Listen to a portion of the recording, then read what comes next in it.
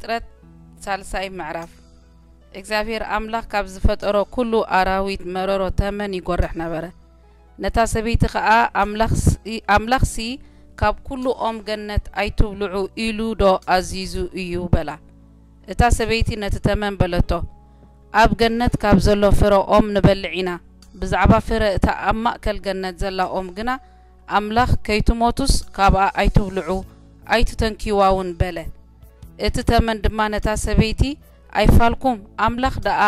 ካብ ምስ እትበልዑ መዓልቲ ዓይንትኩም ከም ዝኽፈት ከም አምላኽውን ከም ትኾኑ ጽቡቕን ክፉእን ከኣ ከም እትፈልጡ ስለ ዝፈለጠ እዩ እምበር ከቶ ኣይትሞቱን ኢኹም በላ እታ ሰበይቲ ድማ እታ ኦም ምብላዓ ጥዕምቲ ንዒንቲ ከኣ ጽብቕቲ ጥበብ ብምሃባውን እተብህግ ኦም ምዃና ርእያ ካብ ፍሪኣ ወሲዳ በልዐት ምስኣ ከኣ ንሰብኣያ ሃበቶ ንሱውን በልዐ ሽዑ ዓይንቲ ክልቲኦም ተኸፍታ ጥራዮም ምዃኖም ድማ ፈለጡ ቆጽሊ በለስ ኣላጊቦም ከኣ ተዓጠቑ ምድሪ ምስ ወልወለ ድማ ድምፂ እግዚአብሔር አምላኽ ካብ ገነት ክመላለስ ሰምዑ አዳምን ሰበይቱን ካብ ገጽ እግዚአብሔር አምላኽ ኣብ ማእከል ኣእዋም ገነት ተሓብኡ እግዚአብሔር አምላኽ ድማ ንኣዳም ጸዊዑ ኣበይ ኣለኻ በሎ ንሱ ከኣ ድምጽኻ ኣብ ገነት ሰሚዐ ፈራሕኩ ጥራየ እየ ከኣ እሞ ተሓባእኩ በለ ንሱ ድማ ጥራይካ ምዃንካ ደኣ መን ነገረካ ካብኣ ኣይትብላዕ ኢለ ዝኣዘዝኩኻ ኦም ዶ በሊዕኻ ኢኻ በሎ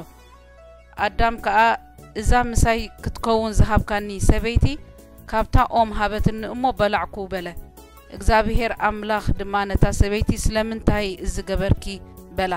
ታ ሰበይቲ ከኣ ተመን ኣስሒቱኒ በላዕኩ በለት ሽዑ እግዚአብሔር አምላኽ ነቲ ተመን እዚ ስለ ዝገበርካ ካብ ኩሉ እንስሳን አራዊት መረሮ ርጉም ኩን ብኸብድኻ ክትከይድ ኩሉ ዘመን ህይወትካ ድማ መሬት ክትበልዕ ኢኻ ኣብ መንጎኻን ኣብ መንጎ ዛ ሰበይትን ኣብ መንጎ ዘርእኻን ኣብ መንጎ ዘርአን ከኣ ጽልኢ እተክል ኣለኹ ንሱ ርእስኻ ክጭፍልቕ እዩ ንስኻ ድማ ሽኾን እኽትነክስ ኢኻ በሎ ነታ ሰበይቲ ከኣ መከራኽን ጻዕሪ ጥንስኽን ኣዝየ ኸብዝሖ እየ ደቂ ብጻዕሪ ክትወልዲ ኢኺ ድሌትክ ድማ ካብ ሰብኣይ ክኸውን እዩ ንሱውን ክመልከኪ እዩ በላ ንኣዳም ከኣ ቃል ሰበይትኻ ስለ ዝሰማዕካ እሞ ካብታ ካብኣ ኣይትብላዕ ኢለ ዝኣዘዝኩኹም ስለ ዝበላዕካ ምድሪ ብዛዕባኻ ርግምቲ ትኹን ኩሉ ዘመን ህይወትካ እንጌራኻን ከኣ ብጻዕሪ ክትበልዕ ኢኻ እሾኽውን ተኸርባን ተብቁለልካ ብቑሊ መረሮ ድማ ክትበልዕ ኢኻ ናብታ ተፈጠርካላ ምድሪ ክሳዕ ትምለስ እንጌራ ብርሃጽ ገጽካ ክትበልዕ ኢኻ መሬት ኢኻ እሞ ናብ መሬት ክትምለስ ኢኻ በሎ እቲ ሰብኣይ ድማ ንሰበይቱ ኣደ ኩሉ ህያው ኮይና እያ እሞ ሄዋን ኢሉ ሰማያ እግዚአብሔር ድማ ንኣዳምን ንሰበይቱን ደበሎ ገይሩ ከደኖ እግዚአብሔር አምላኽ ድማ እንሆ ኣዳም ካብ ሓደ ካባና ጽቡቕን ክፉእን ዝፈልጥ ኮይኑ ኣሎ ሕጂ ኸኣ ኢዱ ከይዝርግሕ ካብኦም ህይወት ወሲዱ ድማ ከይበልዕ ንዘለዓለም ከኣ ህያው ኮይኑ ከይነብር ኢሉ